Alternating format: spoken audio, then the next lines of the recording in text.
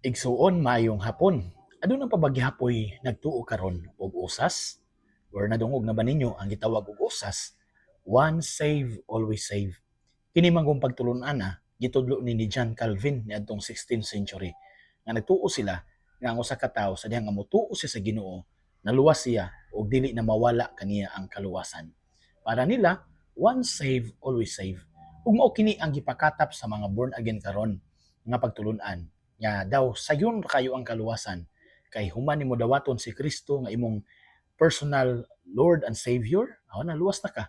Unya wa nay makahawa niya ng maong kaluwasan kay bato pa nila ang kaluwasan dili hatag bawi. Once nga gihatag na sa Ginoo, imo na jud na. Mo na nga once save, always save.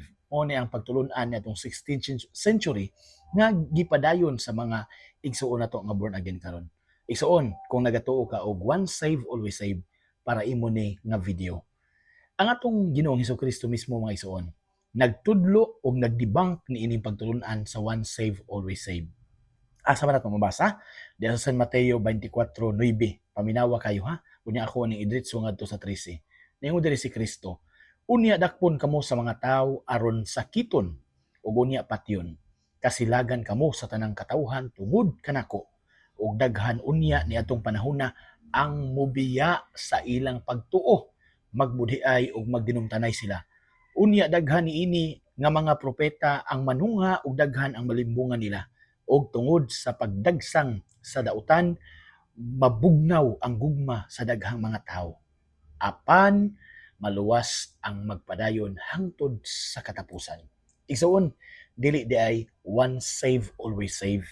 Kay sumala sa bersikulo 10 no, sa Mateo 24, daghan unya ni atong panahona ang mubiya sa ilang pagtuo. Meaning nituo sila apan tungod sa pagpanglutos, tungod sa mga pagsuway, bibiya sila sa pagtuo.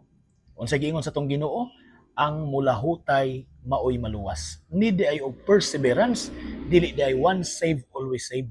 Kinahanglan di ay kita nga mulahutay. Ang balikon, kinahanglan kitang mulahutay diha sa pagtuo. So dili once save, always save. Unta nasabtan. God bless.